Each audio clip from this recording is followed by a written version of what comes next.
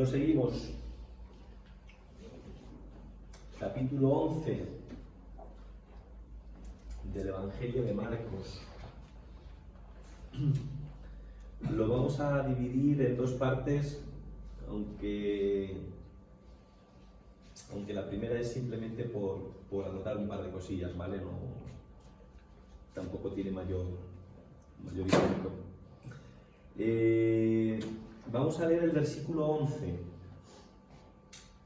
Marcos, capítulo 11, versículo 11.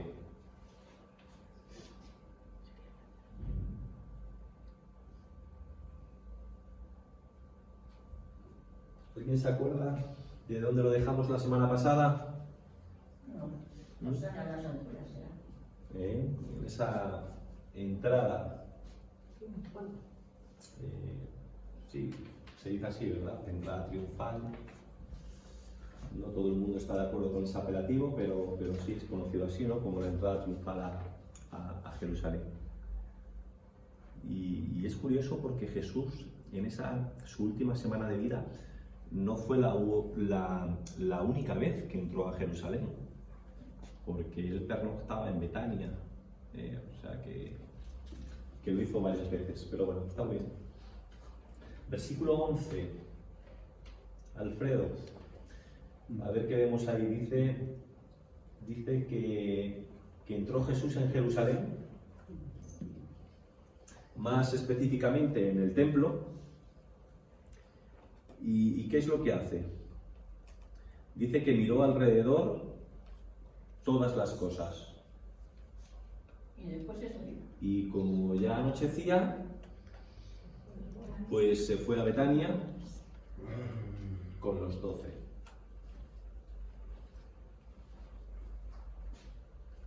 Sé que es difícil, ¿vale? O sea, pero no sé. Si nos circunscribimos a este texto, a este versículo, ¿alguien es capaz de ver algo? No sé, algo que le llame la atención. Pasar al templo, mira todo como está, y bueno, si está todo en calma, digo yo que será eso.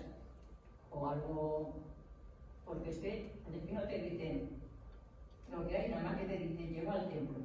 Después de mirar todo alrededor, salió, se fue a casa de las personas que estaban esperando. ¿Tú crees que esto no...? Yo. No digo. Es lo que. No, tranquila. No, cada uno. No digo que no es algo que te voy a decir, que no tiene nada que ver con esto. Digo, No, ya. Tú cuando regresó a Betania, ¿tú crees que él pernoctaría en casa de esos tres hermanos? No, pues. De Marta, de María y de Lázaro. Eran los que estaban casi siempre atentos para todo, digo yo. Bueno, ¿alguien? Sí, Pedro. Yo veo como miró a la viuda que daba dos blancas, Sí. miró alrededor y algo vería de lo que había allí. Ajá. Su mirada es lo que yo veo ahí, Sí. mirando Ajá. con sus ojos. Y cuando la viuda la ensalzó a ella porque vio una justicia que hacía la viuda con el Señor, con el Padre. Sí. Vio fe, ¿no? Entonces, con Vio sus fe. ojos miró algo. Vio fe. Sabemos que en aquel tiempo pues no existían las ayudas sociales que hoy día, ¿no? Ni había plan de pensiones, ni jubilación, ni salario mínimo. Muy bien. Gracias, Pedro. ¿Algo más? Sí, Susi. No quiero. ¿Tú te llamas Susi? No quiero a lo mejor adelantarme a lo que tengas ahí. No. Es que yo veo como desde más atrás, Sí. ¿no? Jesús estaba en Jerusalén porque iba a celebrar la Pascua, porque llegaba su hora, Sí. y como él, cientos miles de judíos y no judíos que iban allí, porque me imagino que esto sería por hacer una comparación un poquito así, como los Sanfermines. Eso se conocía en todo el mundo y todo el mundo quería ver qué es lo que había allí, ¿no? Y Jesús venía de lo que has comentado, de una entrada triunfal en el que todo el mundo le estaba reconociendo como el Mesías. Entró en Jerusalén, que representa el pueblo de Dios. Entró al templo, que representa la presencia misma de Dios. Y aquí no, pero luego a continuación actúa. Aquí lo que hace es observar en lo que se había convertido en pueblo de Dios, en la casa de Dios. Muy bien. Y lo ve todo como bueno y como tan bueno. Está muy bien, Susi, está muy bien. Me imagino que lo habrás escuchado, pero ya lo hablamos la semana pasada. No tiene nada que ver con lo que has dicho, pero hablando, ¿no?, de esa entrada triunfal, cómo nos quedaba un pozo de tristeza, de darnos cuenta de que el recibimiento que se le dio seguramente no es el que él demandaba, ¿no? Es un Mesías guerrillero, conquistador, centrado en las cosas de la tierra y bueno, él pretendía otra cosa, ¿no? Hablamos del tema, bueno, que tampoco ustedes estuvo. Hablamos, por ejemplo, como hoy en día tal vez se puede hablar en un sentido peyorativo de una mula, de un asno, de un pollino, de un burrillo, pero en aquel tiempo era la cabalgadura de todo un rey. Pero había una diferencia cuando el rey iba en son de paz, lo hacía en un asno, pero cuando iba a la guerra, lo hacía cabalgando un caballo. Entonces, fíjense, ¿no? Ellos están esperando un Mesías conquistador y ¿cómo entra Alfredo? Entra en un pollino, en un son de paz. Él no quiere conquistar la fuerza, él quiere conquistar los corazones de las personas. Muy bien, muy bien. ¿Algo más, hermanos? ¿Sí? Yo lo que veo ahí, pasando ya todas esas cosas, yo veo que los 12 estaban con él, siempre estaban con él. Bien, ¿me permite una cosita? Eso está muy bien. Eso tiene mucho mérito, porque yo lo he conseguido leyendo libros, pero seguro que usted no ha indagado en ningún libro y sí, es cierto, hermanos, es una cosa que hay que resaltar. Nos hemos metido hasta la extenuación con los apóstoles, que si fueron desleales a última hora y sí sintieron miedo como lo hubiéramos sentido nosotros y se fueron pitando, pero en ese momento todavía estaban con Jesús y ellos seguían sin entender las cosas, pero no eran tontos. Sabían que Jesús estaba jugando la vida, pero seguían con ellos.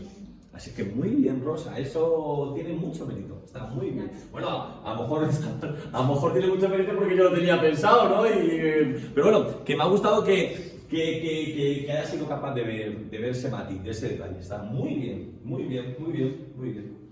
¿Algo más? Yo no te pongo en compromiso como aquí el amigo.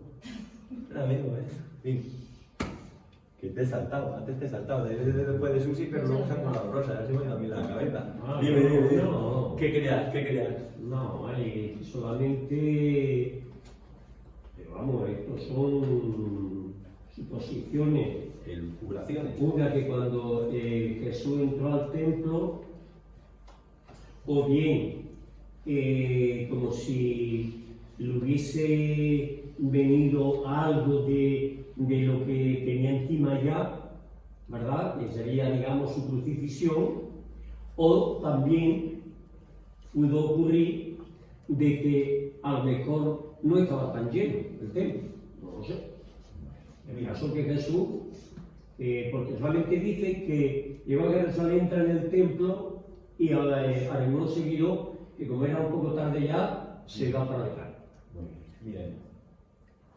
¿Y qué ha pasado? ¿Qué has hecho? Siempre igual, de verdad, siempre guía toda. Ay, mi niña. Ay, mi niña. A no ser que haya sido algo, pues me imagino que mira el cielo. Hola, en la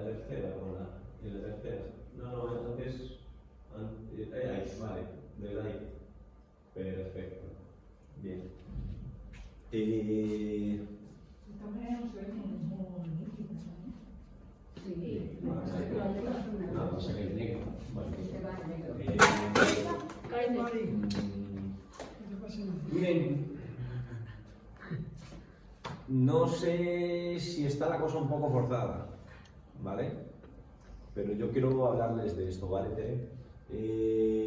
Dos cosas que eran características de Jesús. Número uno, nos muestra a Jesús decidiendo su táctica. Creo que el ambiente que se respiraba la última semana de Jesús era un ambiente de liberación, era un ambiente de reflexión. O sea, Jesús estaba con los ojos bien abiertos. Él no se estaba metiendo sin saber. Él sabía perfectamente lo que ocurría y lo que iba a acontecer. Pero en esa mirada de Jesús yo quiero ver a ese general que observa al enemigo y es capaz de valorar cuáles son sus puntos fuertes y cuáles son sus flaquezas, por dónde le va a venir el tiro, por dónde le van a atacar, ¿no? Y cuáles son sus propios recursos que él puede utilizar, ¿vale? Entonces yo quiero ver eso en la mirada de Jesús. Él observa. Ya no son horas de que suceda nada, pero sabe que lo grueso está por acontecer. Y él es una persona reflexiva, que calibra cada paso. Y número dos, nos muestra cómo recibía Jesús su fuerza. Ya me da pena que hoy no esté nuestra hermana Mari, pero a ella le resultó la semana pasada curioso el hecho de que estuviera tan cerca el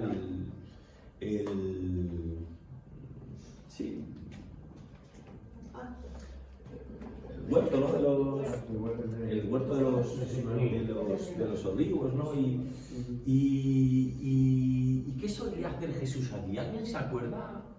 Él se levantaba bien de mañana y destacamos también la semana pasada el coraje de Jesús. O sea, sabiendo lo que te puede acontecer, él no entró a hurtadillas, sino que lo hizo a bombo y platillo. ¿De dónde sacaba ese coraje Jesús? No es que era el Hijo de Dios, sí, pero también era un ser humano, ¿no? ¿De dónde saca ese coraje? Sino de ese encuentro personal con Dios día tras día.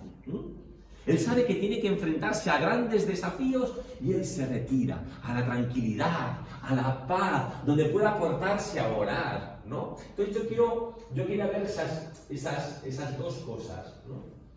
Vemos a Jesús decidiendo su táctica y vemos cómo Jesús se aparta a orar y es de la oración de donde recibe la fuerza, ¿no? Y también lo que usted ha comentado, cómo a pesar de que lo criticamos mucho, a esas alturas de partido todavía están con Jesús. Muy bien, hoy ha estado muy bien, las participaciones, creo que han sido 4, ¿no? Bueno, venga, aquí es donde está la chicha hoy.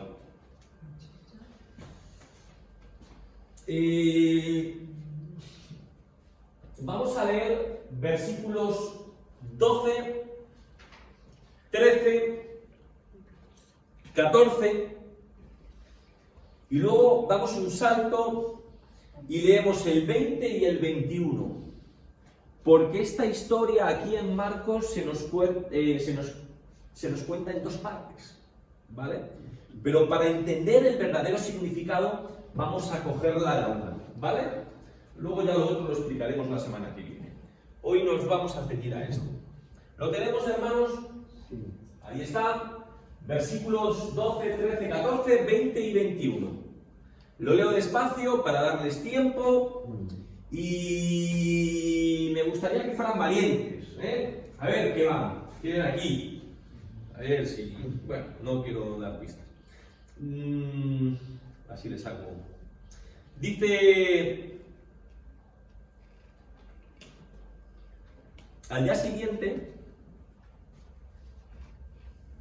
cuando salieron de Betania, tuvo hambre. ¿Qué pasa, Araceli? Esta Marta, esta María, este Lázaro no fueron capaces de ponerle un desayuno. ¿Qué pasa aquí? O en el hotel que estaban, iban solo con alojamiento, no había alojamiento y desayuno. A media pensión. Ya ahí... Bueno, pues saliendo de Betania, se nos dice que tiene hambre y que vio de lejos una higuera. ¿Que tenía qué? No tenía. Tenía hojas. Tenía hojas. Oigo, a ver, estáis atentos ya, queréis ir para allá, ¿eh? De momento vamos a leer el texto. Venga, que estoy eso. Dice que al día siguiente salió de Betania, tuvo hambre y vio de lejos una higuera que tenía hojas y pues va a ver si encuentra algo. Y cuando llega ella, pues ¿qué es lo que pasa? Pues nada, que no encuentra nada. ¿Eh? Pero claro, se nos dice que no halló higos, sino hojas. ¿Por qué? Porque no era tiempo de que hubiera higos. Vale, muy bien. Entonces Jesús dijo a la higuera: nunca jamás coma nadie fruto de ti. Parecía enfadado. Y lo oyeron sus discípulos. Como para no oírlo. Estaba como mosqueado Jesús. Estaba con hambre y no. Vale. Venga, un salto. Versículo 20. Pasando por la mañana, vieron que la higuera se había secado desde las raíces. Entonces Pedro, acordándose, le dijo: Maestro, mira la higuera que maldijiste, se ha secado. Les doy paso, simplemente quiero decirles algo. Cronológicamente, podemos decir que esto sucedió la mañana del primer día. Cuando se encuentran con la higuera seca fue en la mañana del segundo día, y en ese entretanto, ahí entre medias, pues fue la purificación del templo, ¿vale? Pero bueno, venga, ¿qué me estás contando? ¿Qué me estás contando? Dime, cielo. Pues yo creo que ahí lo que se refiere es a la fe. ¿A la fe? Que él ve que ahí no es querido y no procesa su fe, sabe lo que le va a pasar y no es en sí los frutos de la higuera, sino los frutos de las personas. Mira, por no pisarle a Alfredo, que no te plantaba un beso más rosa. Luego vamos a extendernos un poquito más en eso, ¿vale? Pero tiene bastante sentido lo que dices, ¿vale? Al menos una forma de interpretarlo. Muy bien, Guadalupe. Muy bien, Alfredo.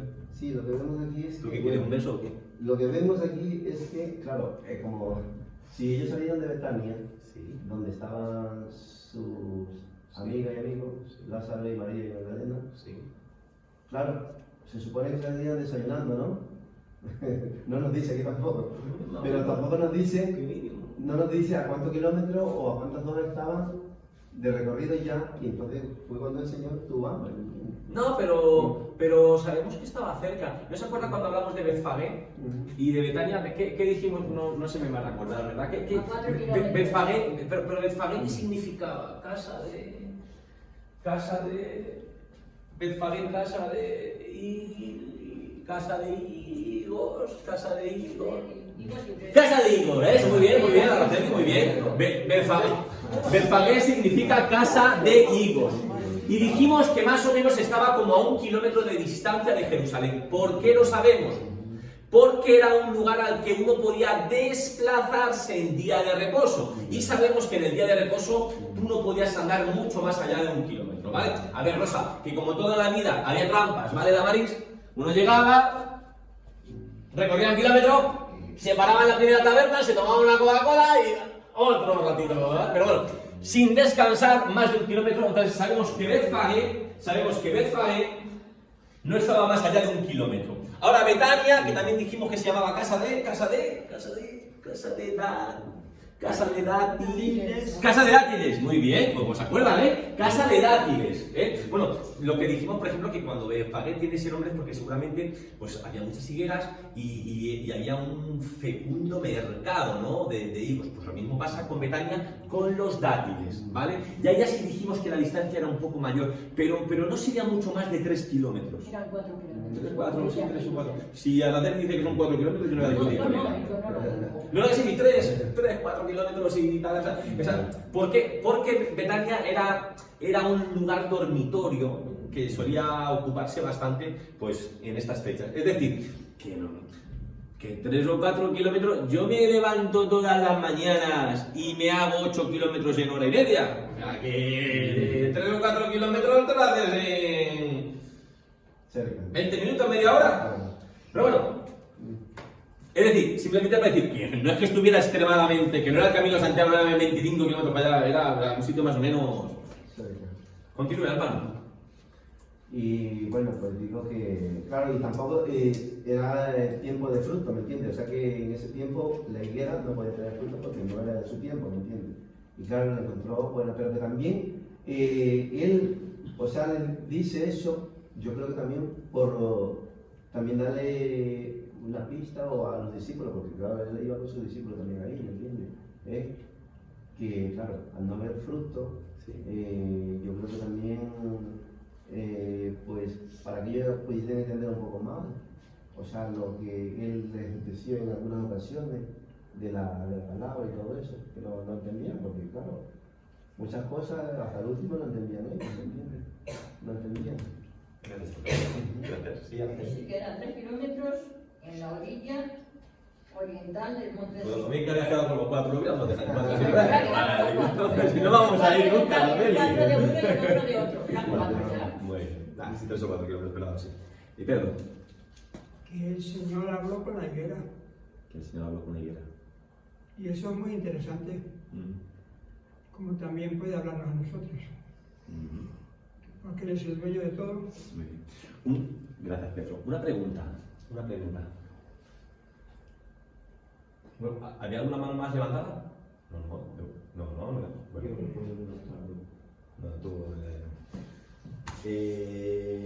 Una pregunta. Y no se me enfaden, ¿eh? No se me enfaden. ¿A nadie le rechina este texto?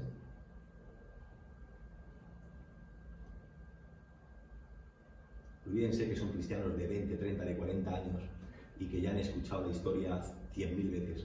¿A nadie le rechina este texto? No.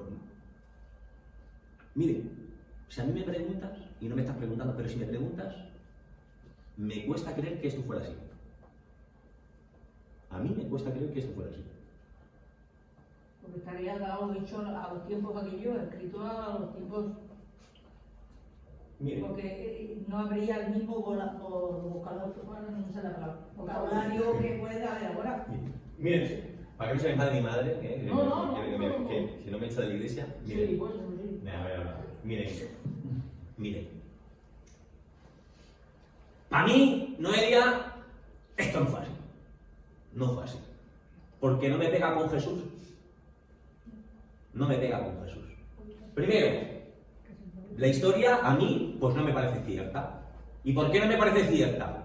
Pues Tere, no me parece cierta porque es que yo veo cierta pedantería por parte de Jesús. Cierta soberbia.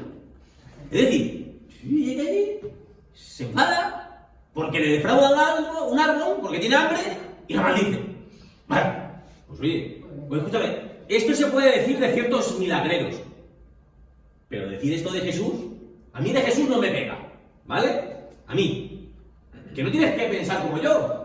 Tú tienes que pensar lo que tú consideres. Pero a mí esto no me pega a Jesús. No me pega. En segundo lugar, ¿por qué no me pega? Joder, porque cuando yo leo la vida de Jesús, sobre la vida de Jesús, me doy cuenta de que Él nunca usó sus poderes para su propio beneficio. A ver, pues no tenía hambre en el desierto y se negó a usar su poder y más hambre tendría. Él usó su poder para esquivar a los enemigos, nunca los usó. O sea, Jesús nunca usó su poder para su propio provecho. Y ahora llega Rosa, le defrauda un árbol porque tiene hambre y lo maldice. Pues no me pega, perdónenme. Pues será falta de fe, pero a mí esto no me pega. O sea, que hay que escarbar porque a mí esto no... Y en tercer lugar, a ver, que es que yo no soy de campo, pero es que la historia no tiene sentido, tú no hay por donde la cojas. No hay... ¿Por qué? Vale. Si es que lo dice... que se está poniendo nerviosa. Es que la misma Biblia lo dice. ¿Por qué no hay higos?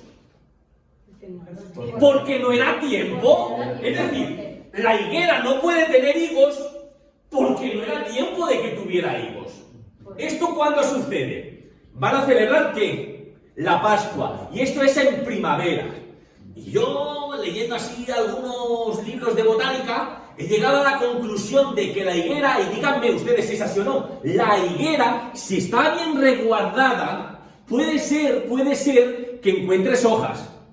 Pero hasta el principio del verano, no encuentras fruto. Es decir, ¿cómo Jesús se atreve a maldecir una higuera por no tener lo que no podía tener? Y claro, esto es tan contradictorio que algunos comentaristas lo solucionan de esta forma. Vale, es que lo mismo estaba buscando higos verdes. No era tiempo de higos, pero bueno, algunos lo llaman brevas, ¿no? Así. No era tiempo de higos, pero era tiempo de brevas. Pero escúchame, los higos verdes, dicen los expertos que eso está malísimo. Eso no... ¿Vale? Entonces, ¿vale, Juani? Por eso a mí no me cuadra. Que eso sea así literalmente. No me cuadra, no me parece cierta, porque veo soberbia, veo pedantería, veo creimiento, no me pega, porque Jesús nunca utilizó sus poderes para su propio beneficio, y no me pega porque, colines, ¿por qué te vas a enfadar porque un árbol no dé un fruto que no está preparado para dar en ese tiempo específico? O sea, carece de sentido. ¿Se imaginan a Jesús enfadándose conmigo porque no puedo tener hijos? Y me maldice. ¿Porque no puedo tener hijos? Pues no puedo tener hijos. ¿Vale? Entonces, si literalmente fue así,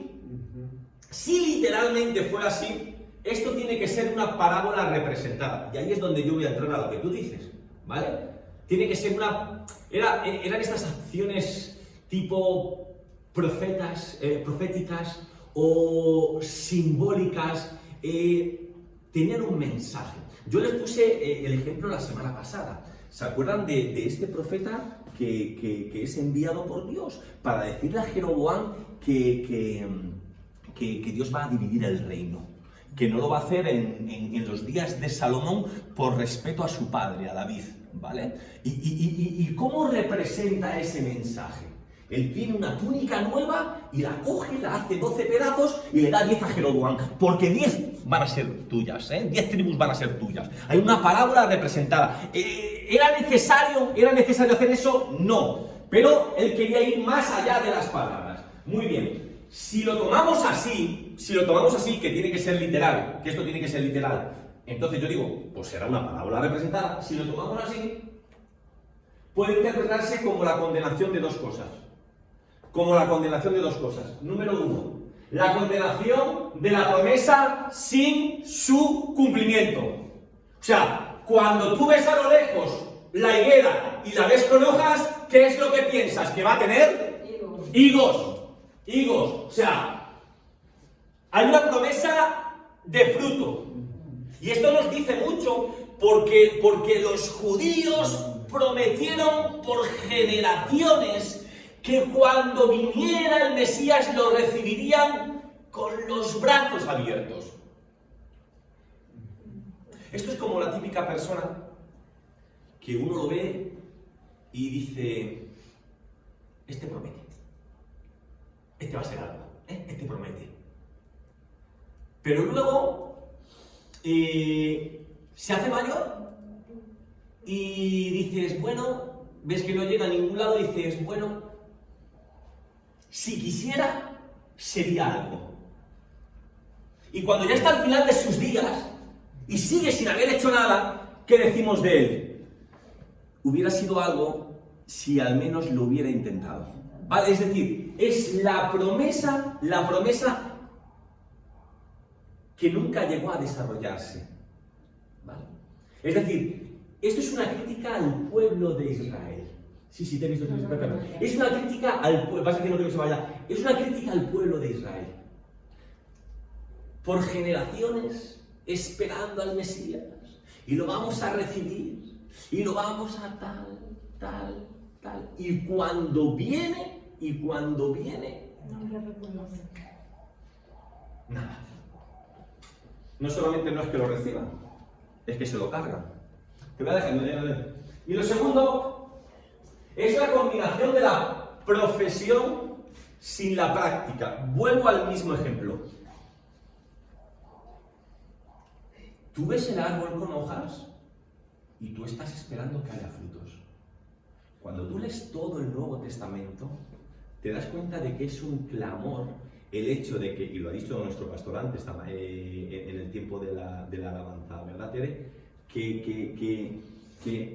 Bueno, empiezo por esta manera. Al árbol se le conoce por... Vale.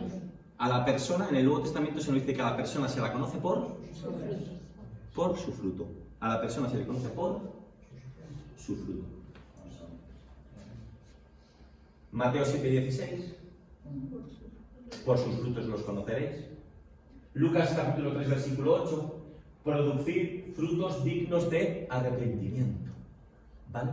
¿Qué quiero decir con esto? O sea, si tu religión, Olga, Tere, Noelia, Juani, si tu religión no te hace una persona más útil, una mejor persona, ¿de qué te sirve? Si tu religión no hace de tu hogar un lugar más feliz, ¿de qué te sirve esa religión? Si tu religión no le beneficia a otras personas, ¿de qué te sirve tu religión? Es como esa higuera, que tiene hojas, pero no tiene fruto.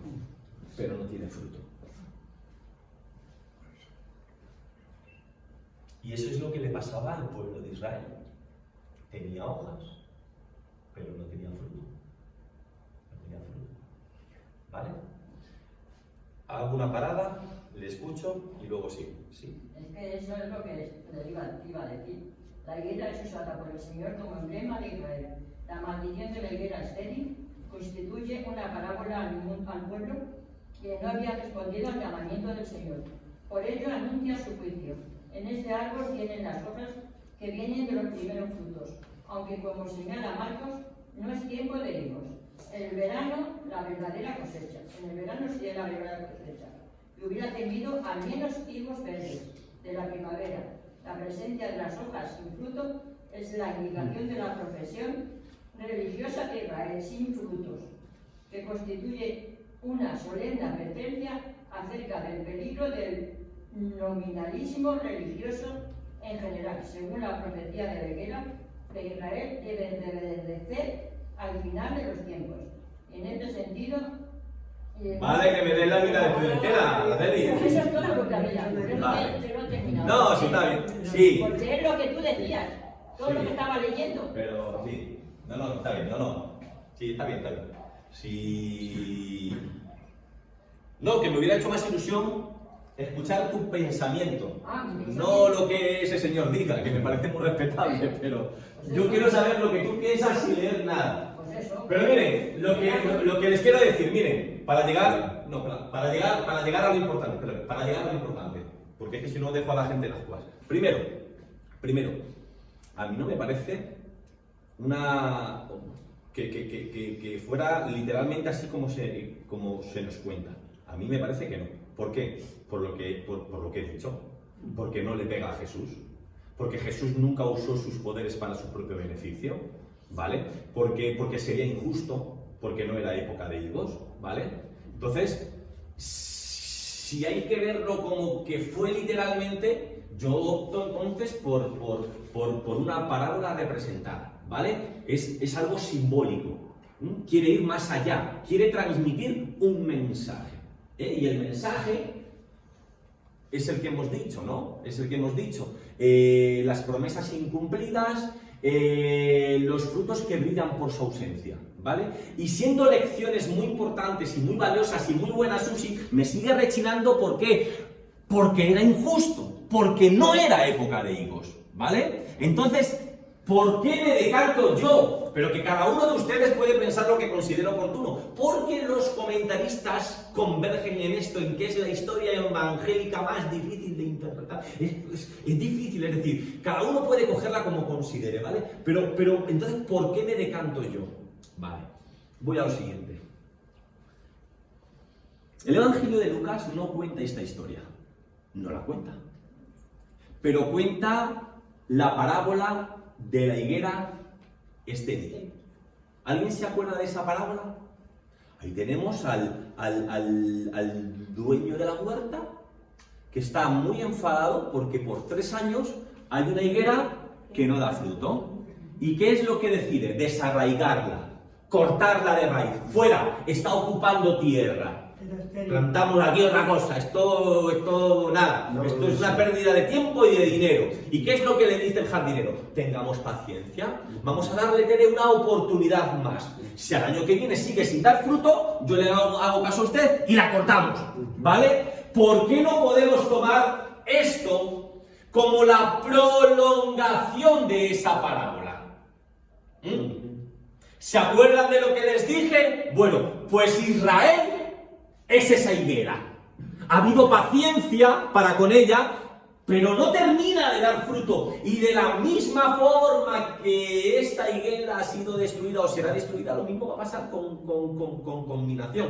Hay algunos comentaristas, pero solo algunos, hay algunos comentaristas que dicen que tal vez, en el camino de Betania a Jerusalén había una higuera seca, una higuera dura que no daba fruto, y que eso les recordaba las palabras de Jesús, de esta parábola, y de que ahí surge esa historia, ¿no? Al fin y al cabo, evidentemente, esto tiene que tener una enseñanza, ya sea de una forma. ¿Tú quieres entender lo que es literal? Me parece perfecto. ¿Quieres ver lo que es una parábola representada? Me parece perfecto. ¿Quieres verlo como yo, que esto es una prolongación de la parábola de la higuera? Me parece perfecto. ¿Vale? Pero al fin y al cabo esto tiene una lección. Y es que la inutilidad te lleva al dramatismo. ¿Vale? O sea, el no dar fruto te lleva a la inexistencia, a la desaparición. Y eso tiene que ser algo importante para nosotros. ¿Que ahora levanta la mano? ¿Sí? ¿Qué quiere decir eso? ¿O no? Ahora me... ahora es solamente de... Entonces tengo que hacerlo más a menudo para que te olvides. No, que digo algo, ¿vale? Pero que... No. Para mí, Sí. podemos decir, porque una de las cosas que hizo Jesús fue enseñar más tiempo, si cabe, por parábolas, Sí. que de una manera, digamos, literal. Sí. La parábola tiene, digamos, un poder muy grande, Sí. entre otros, ayudarnos a comprender cosas que tal vez no están a nuestro alcance. Para mí, si vale la expresión, la higuera fue algo literal. Fue algo literal porque el Señor no la, en el buen sentido de la palabra, no la utilizaba para él, para sí mismo.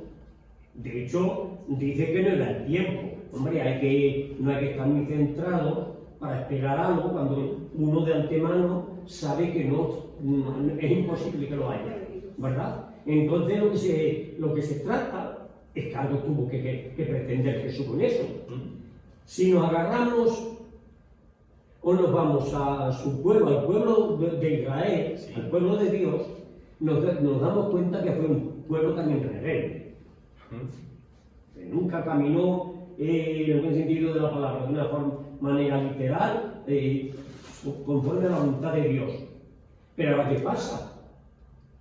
Si vale la expresión, el pueblo de Israel para Jesús, ya podríamos decir, bueno, eso ya pasó. Porque, entre otras cosas, Dios nos dice que cuando el árbol caiga, así quedará ya. Y yo no creo que Dios mienta. Es decir, las oportunidades las tenemos aquí en esta tierra. Cómo las utilicemos dependerá de cada uno de nosotros. Y una cosa que yo veo una de las cosas que hizo Jesús fue incentivar, motivar, hacer ver, sobre todo a sus discípulos como raíces de la necesidad que había de la proclamación del reino, de la enseñanza de Jesucristo. Hoy día, una de las cosas que Dios me dice por medio de su palabra, además de que nos dice que lo que está escrito de antes es para nuestro propio bien, una de las cosas que a mí me dice es que el día que yo tenga que partir de aquí, las cosas que yo haya hecho en esta tierra me van a acompañar. Cuidado, que estamos banalizando muchas cosas hoy día, hablo en general los cristianos. Pensamos que no tiene importancia si hago o no hago. Y para mí, por lo menos, nos vamos a llevar mucha sorpresa porque creo que eso va a ser más importante de lo que imaginamos. De hecho, repito, Jesús dice muchas veces, me llamáis y lo conocéis. Y la Biblia dice, su palabra dice, que mis obras me van a acompañar. Santiago lo dice también. Hermanos, sabemos que sois salvos por gracia, por medio de la fe. Pero tú no te percatas de que la fe sin obras está muerta. Sí, pero lo que hablamos, ¿no? Entonces, ¿no? De eso, de que, resumiendo, que la inutilidad conduce al desastre, ¿no? La inutilidad, ¿no? En este caso, la higuera, no hay fruto, tal, la nación de Israel, no. Muy bien. Tanto el pasado como el presente o el futuro, pues eso es una enseñanza que tenemos ahí para mí muy buena. Menos mal que te había olvidado, que ya te había olvidado, tío. Bueno, Chuchi, ¿quieres decir algo? ¿No? ¿Cómo lo ven ustedes? Y terminamos con esto. Olga. No, esto es sin miedo a equivocarse. Yo digo, ni los comentaristas se ponen de acuerdo como para nosotros sacar una conclusión, ¿sabes? ¿Cómo lo ve usted? Mira, les doy 4 opciones, ¿vale? Les doy las 3 de las que he hablado y otra que pueden tener ustedes.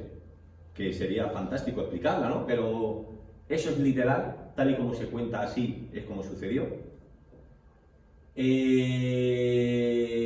Hay más, aun siendo literal, hay más de parábola representada de algo profético o simbólico que otra cosa. Es una prolongación de esa parábola de la higuera estéril que ya había contado, o usted tiene otra versión. Yo lo leí en la casa y me quedé un poco así porque lo mismo, que como él iba a maldecir la higuera y me quedé así. Claro, esa Olga. Que veremos que se claro. hoy aquí porque me quedé un poco con... Esa actitud me gusta. El texto hay que cuestionarlo, hay que hacerle preguntas, ¿no? Y que se encargue de responderlo, ¿no? Y habrá cosas para las que no tengamos respuesta, ¿no? La mujer se salvará engendrando hijos. ¿Qué es eso?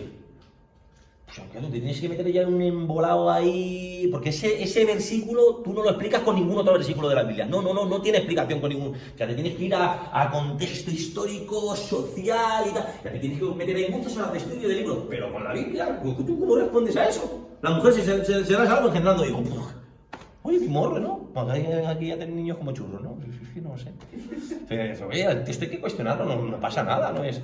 Tere, ¿tú qué piensas? Venga, rapidito, que nos vamos. Yo pienso que fue una enseñanza para los discípulos. Muy bien. ¿Pedro? Pues que el Señor nos puede hablar a cada uno. Bueno, ¿tú sí? Yo también no me sentía tanto. No te... No, porque a Jesús yo le veo de ciertas maneras que en otras ocasiones en las que es duro. Después, la purificación del templo había muchas. ¿Pero no ves injusticia en la higuera? ¿Qué culpa tiene la higuera de no dar frutos en su tiempo? La higuera es un instrumento como tú has dicho, como una enseñanza. Yo veo a Jesús ahí poniéndose en el lugar de los peregrinos que iban allí. ¿Cuántos paganos, Sí. cuántos extranjeros se estaban acercando al templo a Sí. encontrarse con Dios, y Sí. cuando se llegaron allí, Sí. vieron que les estaban pidiendo dinero, que les estaban pidiendo sacrificios, que les estaban pidiendo, entonces decía, Sí. entonces este Dios de amor, este Dios que Sí. acepta a todos, no es lo que yo me he encontrado.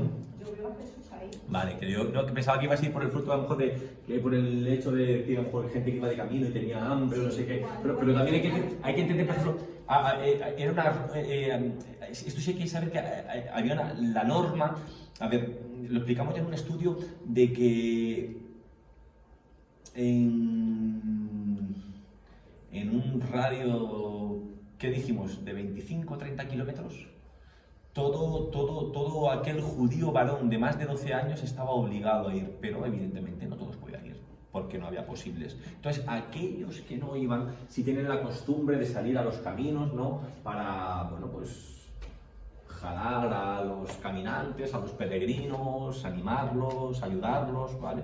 Es decir, que yo me imagino que hay un poquito de agua, unas historias ahí siempre podía ir. Ahí ellos no buscaban a Dios en ellos, aunque había Sí.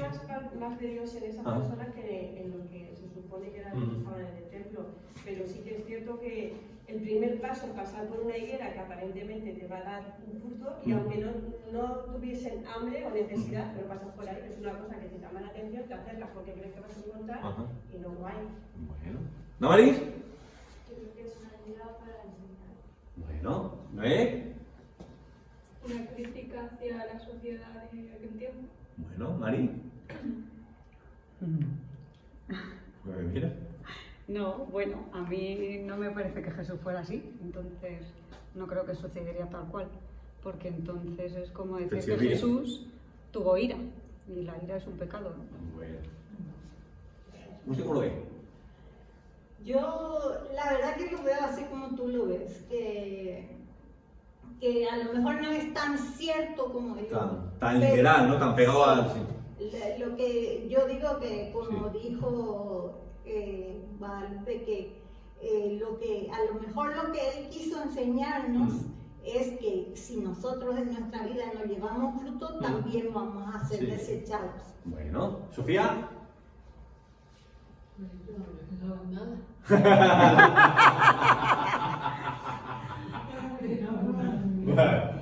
Guadalupe, ¿nos quedamos con eso que dijiste al principio?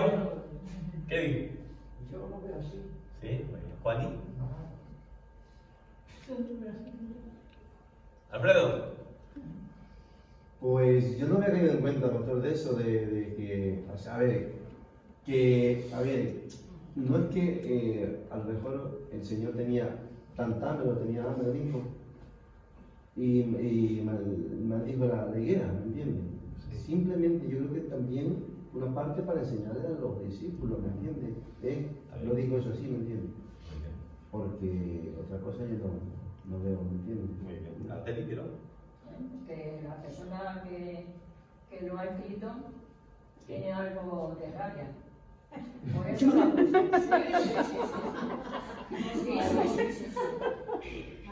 Un pequeño resquemor ahí, ¿no? Va. Eso lo veo así. Que esa persona que ha escrito este versículo no entra en la forma que tiene que ser. ¿Pero eso lo has pensado siempre, digo, o Yo hoy? sí. Vale. Yo sí, he visto que esto no...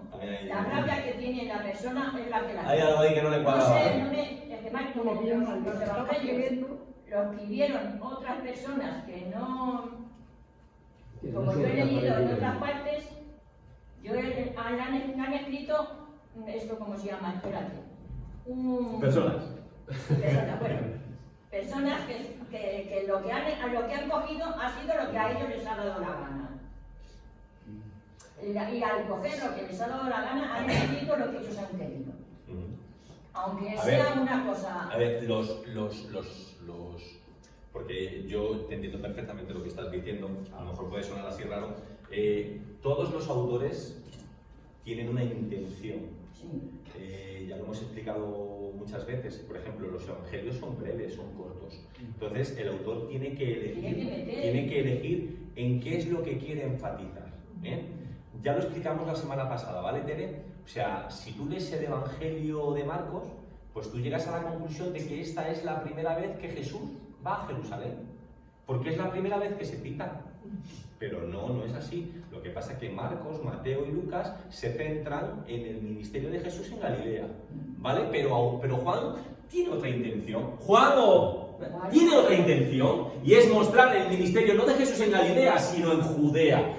Y elige otras historias, elige otra narrativa. Es decir, porque hay una intención teológica en cada uno de los autores. Es más, no nos olvidemos, la Biblia la usamos nosotros hoy, pero el autor cuando escribía para unas comunidades concretas, ¿vale? Ahí está la comunidad mateana, lucana, ¿vale? O sea, y entonces eso es una comunidad con ciertas necesidades y ahí se va dirigiendo. Vale, espera, mamá. No, en cuanto a las últimas palabras que tú has dicho, en tanto que en aquellos tiempos se escribía o se decía así, y así lo manifestó. Así Muy bien.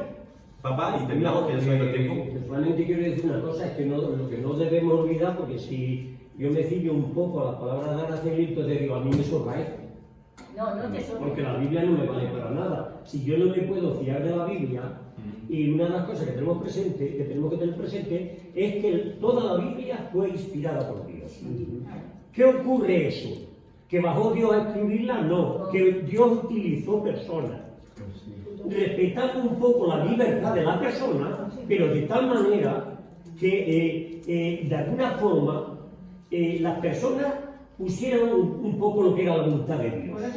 Porque la Biblia es inspirada por Dios, si no, no lo vale. A ver. Espera. No nos liemos porque, como dice, a buen entendedor con pocas palabras bastan, ¿no? El propósito, o sea, o la intención de Araceli no era desacertada. Además, para hablar con propiedad, por ejemplo, cuando utilizamos ese texto y decimos que toda la escritura es inspirada por Dios, tenemos que saber que cuando se dice eso, se dice del Antiguo Testamento. Porque eran las escrituras que ellos tenían en aquel tiempo. El Nuevo Testamento no se había escrito. Es decir, que cuando se dice toda la escritura es inspirada por Dios, se circunscribe al Antiguo Testamento. Para hablar con propiedad en ese aspecto. Y lo que sí digo, por ejemplo, el mismo autor de Lucas, ¿qué dice al finalizar? Muchas cosas hizo Jesús que si yo me pusiera aquí a escribirlas no habría libros en el mundo que está diciendo. He tenido que elegir una serie de historias que a mí me convienen para tener un fin. Y eso no nos tiene que rechinar, pues una intención. Ahora, nos sirve, claro que nos sirve, por supuesto que nos sirve, para crecer, para todo eso, pero que todo autor hay una selección del material que dice, ¿no? Por ejemplo, lo que decimos, ¿por qué Lucas no habla de esto y otros sitios? Que no, digo, que hago el entendedor pocas palabras más, no hace falta enredarnos en esto. Vamos a despedirnos por oración, hermanos, que se nos ha ido, y esto es culpa mía, se nos ha ido el tiempo de 10 minutos. Alfredo, ¿nos despide usted?